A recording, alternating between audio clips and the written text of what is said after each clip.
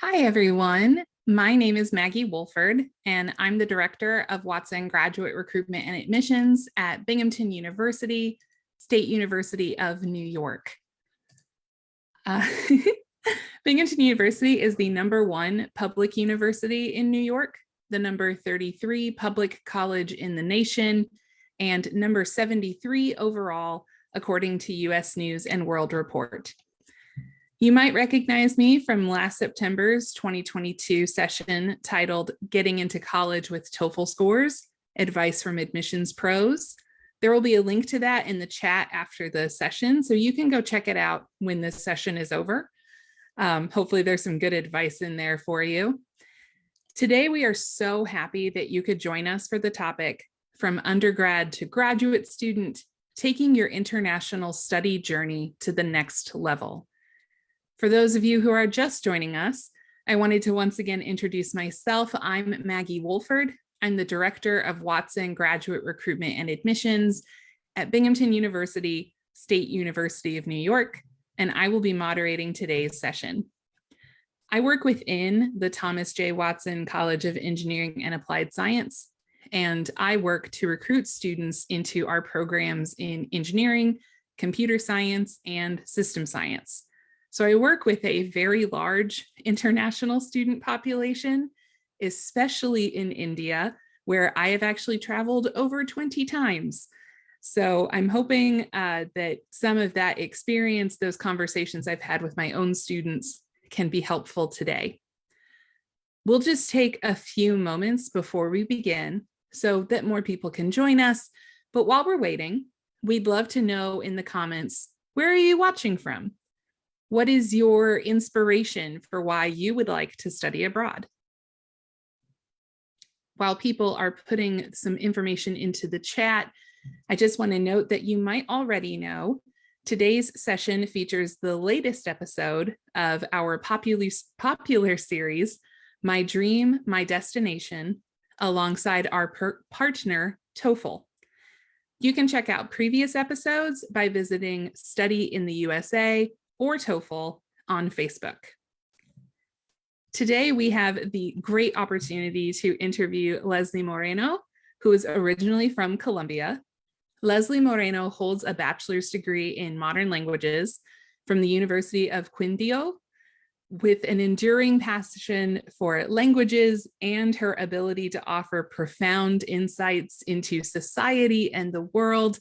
Leslie consistently sought opportunities to broaden her knowledge all throughout her undergraduate studies. This relentless pursuit of learning, combined with a dedication to research and teaching, paved the way to an esteemed graduate teaching assistantship. Leslie has now embarked on an exciting academic journey, having been recently admitted and enrolled at the Master of Arts in Linguistic Studies at Florida Atlantic University in Boca Raton, Florida. Leslie just arrived in the United States last month. We know that that is exciting, but stressful and quite a time of transition. So before we get further into that conversation, I'd like to mention that Study in the USA will provide one special winner with a $50 Visa gift card.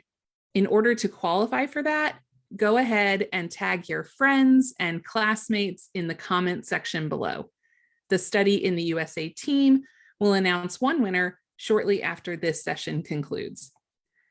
I would also encourage you to stay tuned for our Q&A at the end of the session, but you can place your questions in the chat at any time as we go along, and we will be answering those at the end of the session. Either our guest or one of the TOEFL moderators overseeing the chat will answer them there or provide them to myself and Leslie to answer verbally.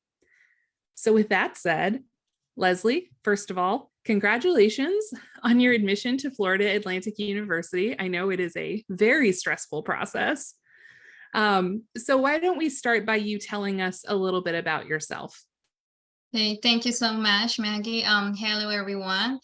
Well, I'm Leslie from Colombia. You have already said it, but well, I'm doing now my master's degree in Boca Raton, Florida. And also, as you mentioned, I got an assistantship. And as part of my assistantship, I'm teaching Spanish at the moment to undergraduate students at Florida Atlantic University. Back in Colombia, I used to teach English. So I think that that experience helped me a lot for what I'm doing now. Absolutely. And I'm sure that teaching Spanish, having previously taught English, is a very interesting experience to go through. Of course. It Can you is. describe for us a moment from your early life that you believe was really pivotal in pushing you toward pursuing studies in the United States? Yes, definitely. I have been interested in English since I was a child, and it was also because of a teacher that I had in school that I decided like to pursue a career in modern languages. And then later in college, I began to see like all the opportunities that I had when learning English. So I always look for opportunities to study abroad, to be outside of Colombia, to get to know a different culture, and also like to be able to improve my English. Very nice. Leslie, I know that you are getting established there at Florida Atlantic, and we will talk about your experience there shortly. But as we're trying to learn some more about you, could you paint a picture of your hometown in Colombia for us? You know, what are some of the aspects of your culture or community that you carry with you as you're beginning this international student journey? Yes, sure. Back in Colombia, well, I think that in Colombia we are very open to receive people from different cultures. So that helped me a lot when I came here because you definitely have to be very open to meet new people. I mean, to get to know a different culture and also be willing to share a little bit of yours with others.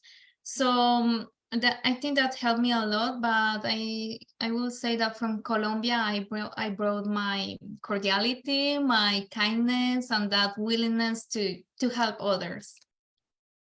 That's beautiful. So the journey from undergraduate student in Colombia to a graduate student in the United States, I'm sure that had its share of challenges. Can you share some of what you encountered along that journey? Yeah, well, many challenges, of course, but I think that the first thing to know is that each country has a very structured educational system and it's very different.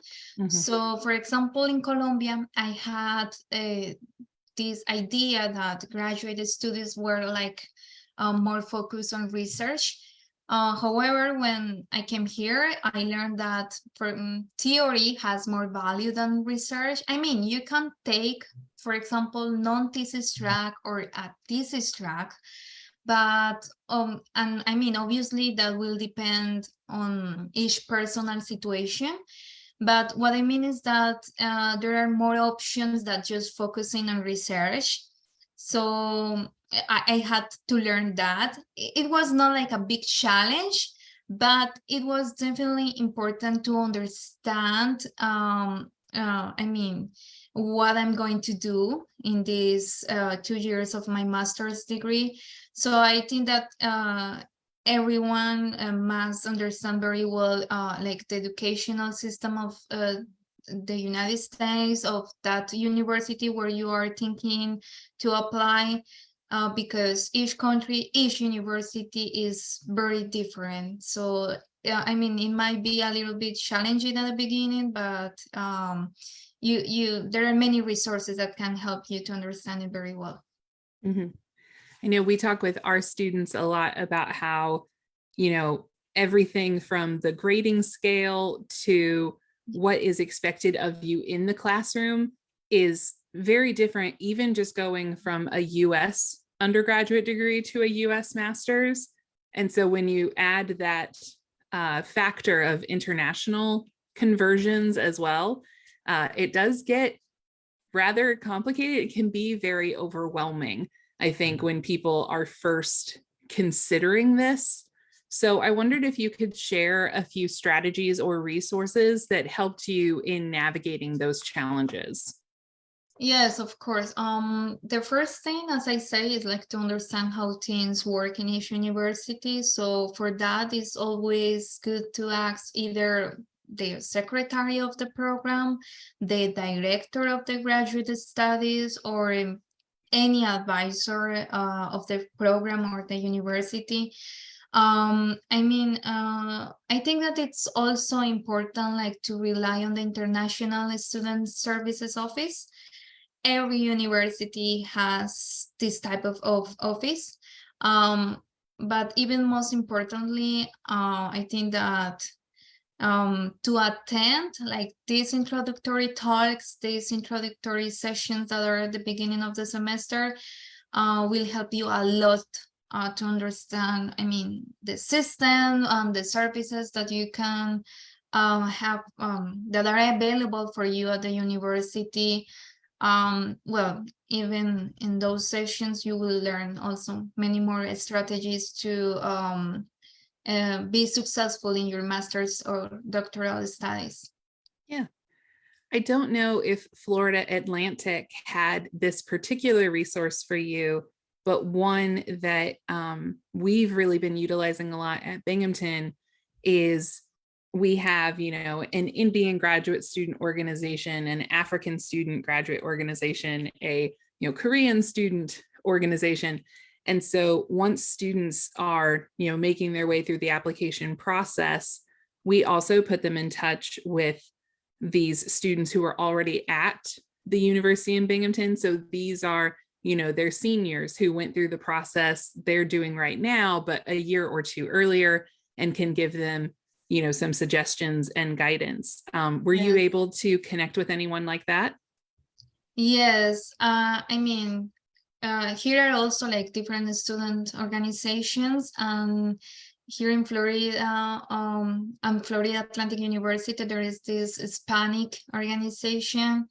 So there are many students that speak Spanish as well. So that helped me a lot because I don't feel like too away from home, and I can like rely on them to understand like many cultural issues. Besides those organizations, also like to connect with my master student and master classmates, and also like doctoral students.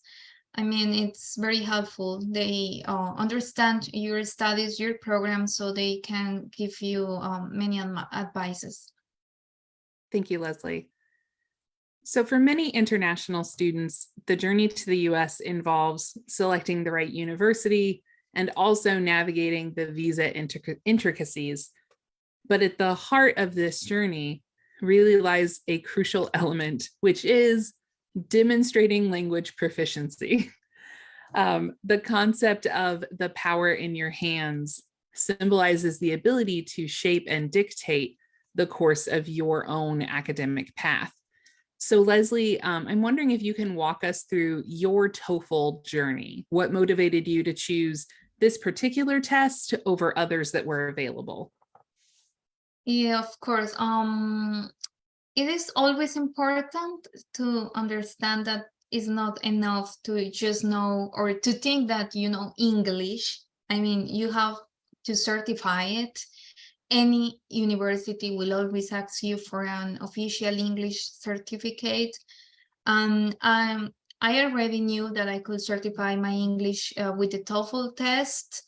So I decided to take this test because it is also one of the most recognized worldwide. And I learned about this TOEFL test when I was in college. I was able to get to know the different resources. So I was like a little bit familiarized with this test. And that motivated me a lot to choose this particular test. But as I said, this one is like the most recognized worldwide.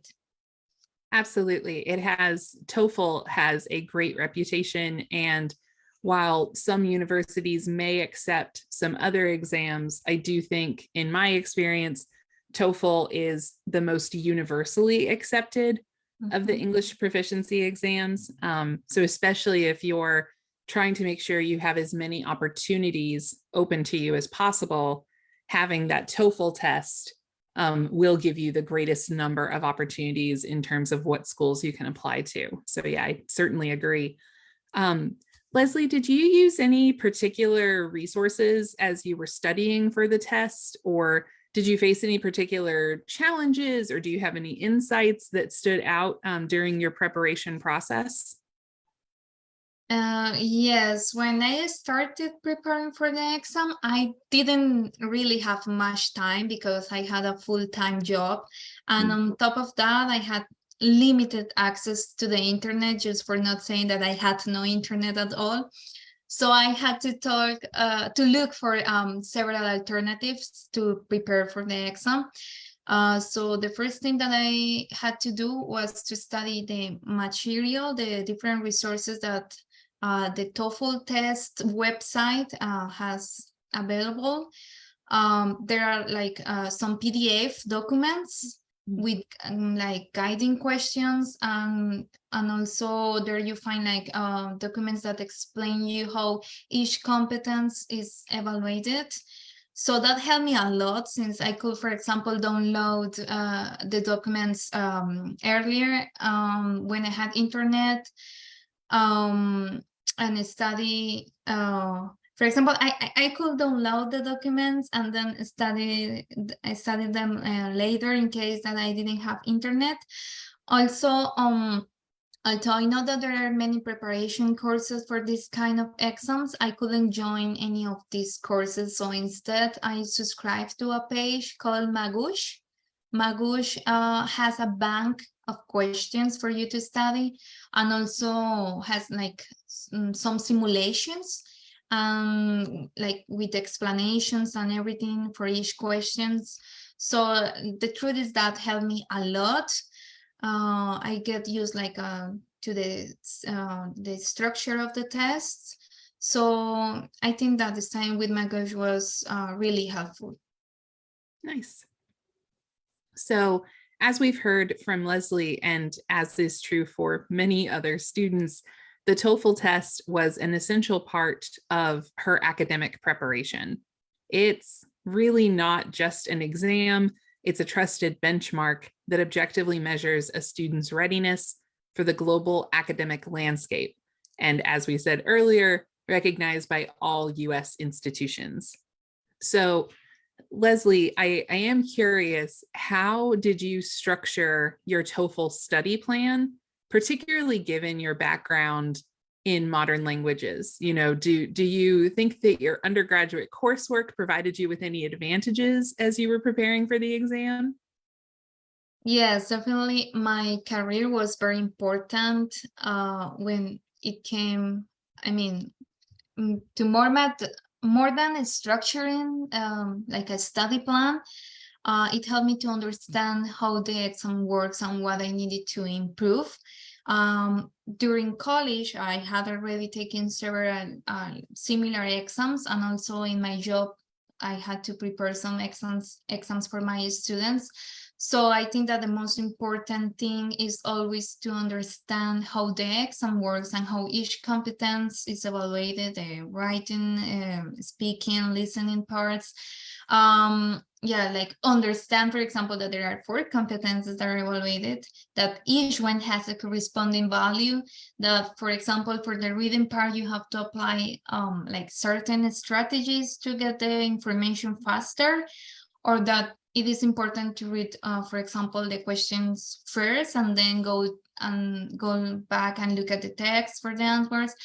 As for the listening part, for example, taking notes was very effectively, because to know that you will be asked several questions about the same audio or video, and that is why it is like very important to pay attention to details.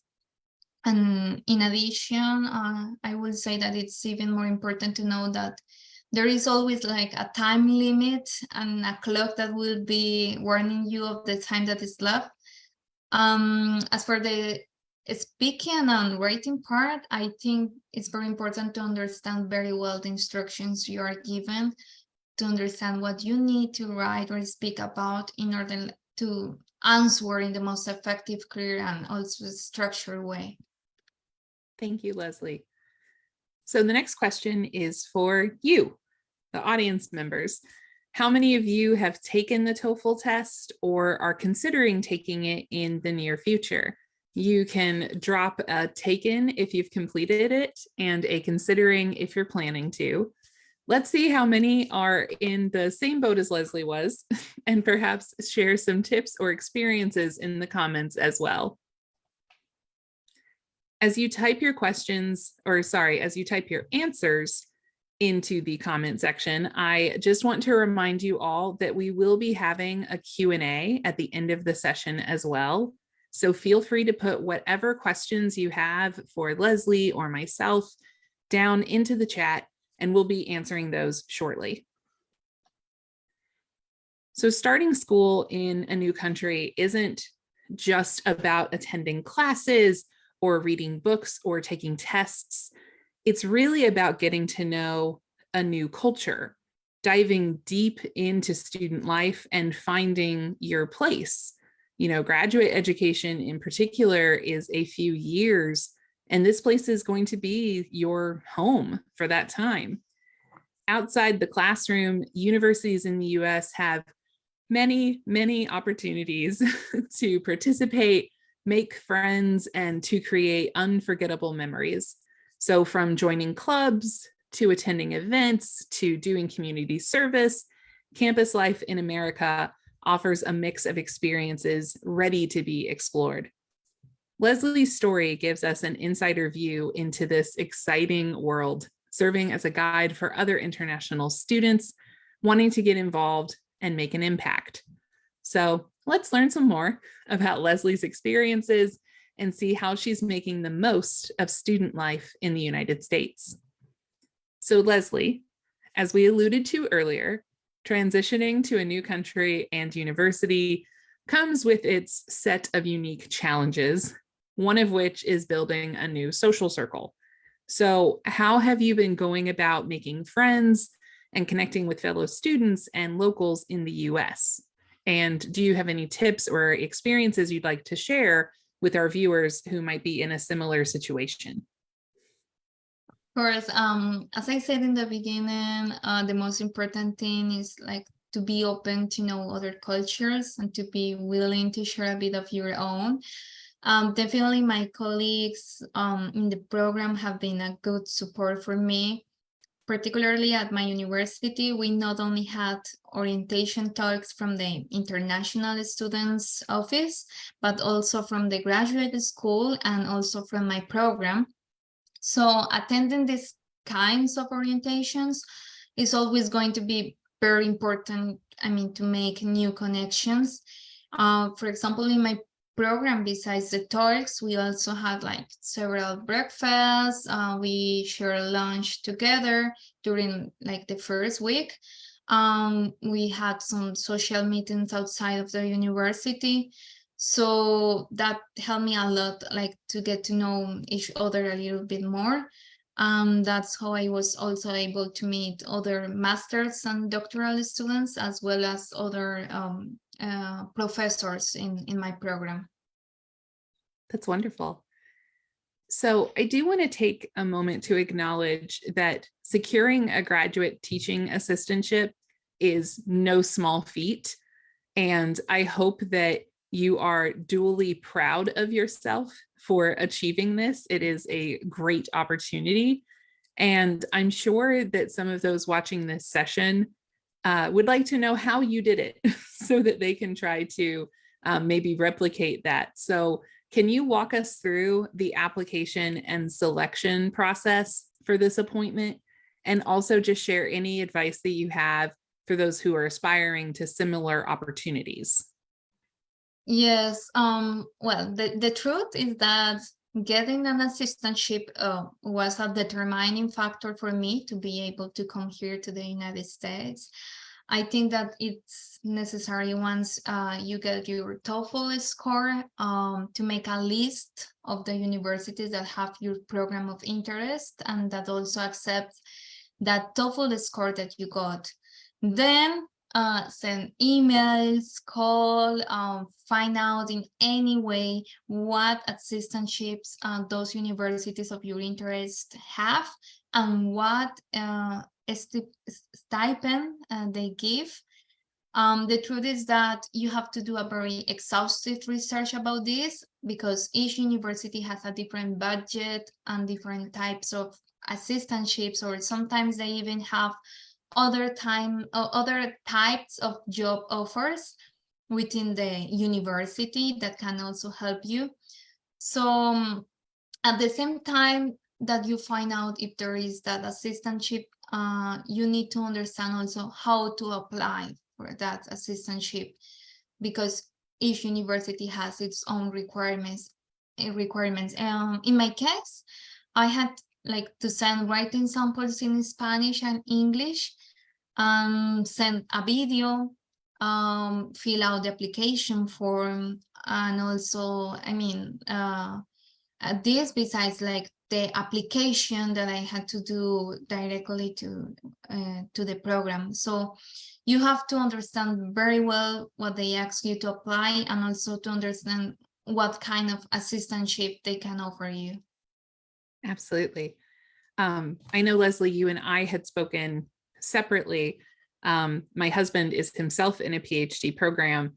And, I think one thing that can be confusing or, again, overwhelming for students looking into graduate education can be, some universities say, okay, you've been admitted and here's a funding offer, and it is for the duration of your course. Other schools say, you've been admitted, now you need to apply for funding.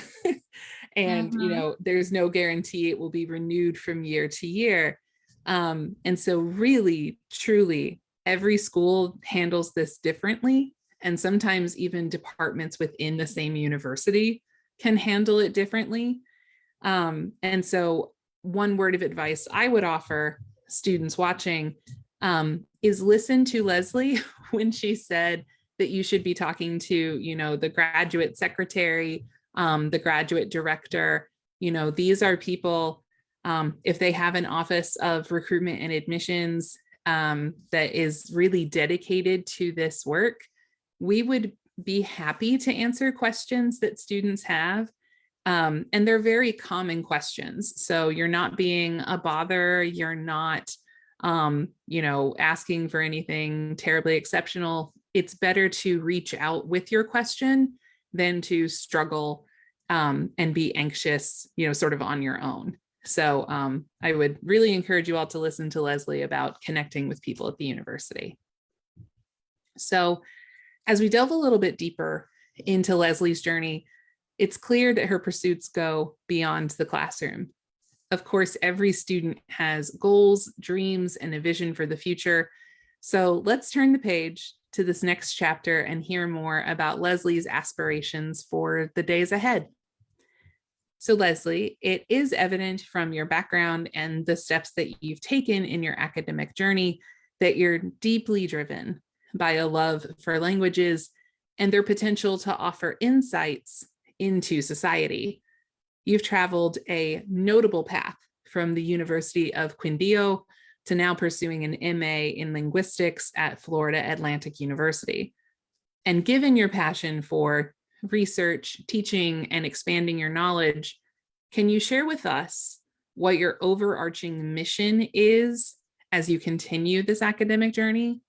And how do you see these experiences, especially from your time and your continued time in the United States, influence your future hopes and plans to impact education and research back in Colombia? Yes, mainly my dream has been to be a teacher at university level, and of course in my field, which is linguistics. I know that from my field, for example, it is possible to work in projects related to the teaching of a second language. The ideal thing would be to support with my knowledge the bilingual education in Colombia, where more and more efforts are being intensified and more projects are being created so that children and young people, even adults, can enhance their English. In addition, I will say that like I was working back in Colombia in a research group at the University of Quindío, and I would like to continue working in research groups to contribute with, I mean, from theoretical basis to apply something in any project. I will take like this, what I'm doing right now in my master's for these research groups. And yes, the idea will be like to help as much as possible and to contribute and also continue growing professionally. That's awesome. Leslie, thank you so much for joining us today and giving us such valuable insights. I do have just a couple of questions left for you. So first, as you think back to your younger self, what message or advice would you give her, knowing what you now know about the journey ahead? I will definitely tell her to always take advantage of any opportunity to improve her English, and that it's very important to build a curriculum to get, for example, volunteer experiences, internships, collaborate in communities or research groups. If you have, for example, the opportunity to publish or work on articles, chapters of books, do it. That's what I will tell my younger self and anyone else who is thinking about studying abroad, because I mean, you have to work in advance on what you want to achieve, and so you have to build a very strong curriculum from the very beginning of your academic studies. Absolutely. So lastly, do you have any final pieces of advice for prospective students looking to study abroad? You must have patience and be consistent. By patience, I mean that you have to know,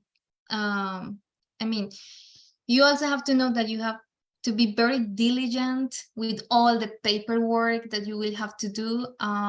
Everything is a process, and specifically to study abroad is a process that you have to do yourself.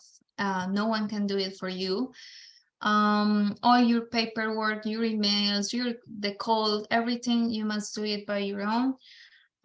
There is a big administrative process behind that you have to understand very well, plus a lot of things that you also have to take into account when you move to another country, like getting your visa, vaccinations, moving your money abroad, getting a bank account, getting a place to live. There are many things to think about. So my best advice is to be patient and diligent with all of those things. Mm-hmm. Yes, patience will take you far in this entire process. Yeah, Leslie, thank you so much. So at this time, we're going to transition into the Q&A portion of the session. We'll try to get through as many questions as we can. And also, I would like to once again thank Leslie for joining us today, and of course, the TOEFL team for making this session possible. So the first question that I have is, Leslie, you've been in the US for just over a month. What has matched your expectations and what has been different from what you maybe imagined or planned for? Yes, it has been like over a month. Definitely, I think that the fact that the community is so diverse here in Florida is something that met my expectations. That was, to be honest, one of the reasons why I chose this state, because I didn't want like to feel away from home. And I'm here surrounded by many people that speak Spanish, and I mean, this is a very diverse community and very friendly, so you can ask anyone if you need something. Something that has been definitely different has been the weather. Now in the fall, it's raining a lot. Every day it rains, and inside of the buildings it is quite cold. So I didn't bring warm clothes, and I have had to reform my closet and get new clothes for these cold days. And I wasn't expecting that, because you always hear like Florida is always sunny and hot, but it isn't always now. I'm actually taking my 2 graduate student assistants to buy winter coats this weekend, because winter is not here yet in New York, but I want them to be prepared. Yes, So definitely. that is definitely an important point to be prepared for. So Leslie, in your experience, how crucial was your TOEFL score in the application process? Was very important. In fact, my TOEFL score helped me to determine which universities I could apply to. As I said before, you have to do like a lot of research about which universities accept the score you got, or at least if you are taking the TOEFL test with a university in mind, you should be clear about what is the required score to get the admission, because yes, the admission will depend on the score that you get in the exam. Absolutely. I would just add to that at most universities, many pieces of your application may be negotiable or allow for a range of things, but a lot of times English proficiency is an absolute minimum requirement. So an example, hypothetical example for Binghamton would be if I met a student from Atharva College of Engineering in Mumbai that had like a 9.8 GPA out of 10, had some research projects, had, good work experience, all of that would make them a stellar candidate. But if they don't have the necessary English proficiency score, we cannot offer them admission. So, your GPA can maybe be plus or minus a couple of points depending on the university. Some schools may require work experience or not, but more often the English proficiency is something you must have. And, I would love to help students who say their TOEFL score is only 1 point below our minimum requirement. But that is just not something that I have the authority to do. In order for us to issue the I-20 for students to start their visa process, we have to show that they meet that score. So it is definitely a crucial piece of the application, as you said. Yes, that's true. So there is one question in here for me. Can I share a memorable story or experience of an international student's journey that resonated with me, and perhaps any role that TOEFL test played in that? I feel like I have so many stories, in large part because I've also been on the other side of this. So my husband actually did his master's degree abroad. And so having walked through that process with someone that I loved, and, I didn't want him to leave, but I also wanted him to have the opportunity. has given me a lot of, I think, empathy and understanding of what international students go through, not only in terms of the many, many stages of the application process, but also just the extreme anxiety and pressure around your visa interview. I don't know what your experience was, Leslie, but many of the students I work with talk about, standing in line for a very long time to get to their appointment. And then you are really only talking to that officer for a couple of minutes. And it determines whether you get the visa or not. I would say, though, sort of thinking about that not only TOEFL, but also to Leslie's point about, try to learn English where you can, try to learn about the school and about the location and all those things, being able to clearly communicate and express yourself, especially in that crucial moment of the visa interview, is just, it is impossible to quantify how important that is. So I would definitely encourage you to do that. But I feel like I can't not mention that I actually just came back from India. We were there at the beginning of September, and we were doing a fair, and this mother came up to my team, and she says, "Hi, I'm Ravali's mom," and Ravali is my new student assistant, one of the people I'm taking to buy winter coats with tomorrow. And it was just so lovely to get to meet the mother of this great hire that we've made in our office. But she had brought us all of these like traditional Indian like snacks and treats. And so it was also a good opportunity for us to get to experience some of that like local cuisine and local culture. And it just really has, I think, helped us to bond as well with our student assistant, because we also know now that her mother is very kind. But I gave that mom my business card and said, if you ever need anything, or if you're hearing something on the news, in India about things happening in America, like, I don't ever want you to hesitate to reach out. Because like I said, I've been through part of this, having someone you care for so deeply, so far away, where you're maybe not always getting the most accurate or comprehensive information.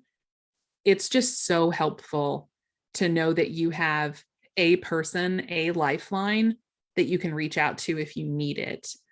And so I will tie that back to the advice of make sure you're talking to people at the university, whether it is your seniors who are already at the campus, or the graduate secretaries, or the department graduate directors. Having a good person that you can reach out to with questions can make all the difference when you're going through what we've talked about being a very stressful and very long process. So I don't see any other questions that have come through. Leslie, before I move into the conclusion, do you have anything else you want to add? I mean, yes, I mean, just to encourage, any student that might be watching this live video right now, to be consistent with your planning about studying abroad. There are many things that will happen that maybe will get you down, but don't be afraid of asking, rely on other people. Everyone is eager to help you to get all the information and to guide you through the process. I mean, it might seem impossible or really difficult for some, but it isn't at all. I mean, you can do it definitely. If I did, you can do it. I mean, it's, as I said, there is like a big administrative process behind, but you can take everything as one day at a time, like step by step. Don't rush yourself. First, prepare for your English exam, get your scores, research about the universities, the offerings they have, the stipends, assistantships, just one thing at a time. So, I mean, I just want to encourage everyone that it's possible to study abroad and to be successful in that academic journey that you want to start. So that's pretty much everything. And I'm really thank you for having me, for inviting me here. And I will be attentive to any other question if there is. Sure. Well, so thank you to all of the participants, and for those of you who did ask such thoughtful questions, and for tuning in to today's session from undergrad to graduate student, taking your international study journey to the next level. Leslie, I just want to thank you again. It was a singular pleasure to have you here today, and I am so glad you were able to share your experiences with the students. Thank you. So stay tuned for the winner of Study in the USA's $50 Visa gift card in the comments, and be sure to follow TOEFL and Study in the USA on social media for even more resources for your journey towards studying in the United States. Have a great day, everybody.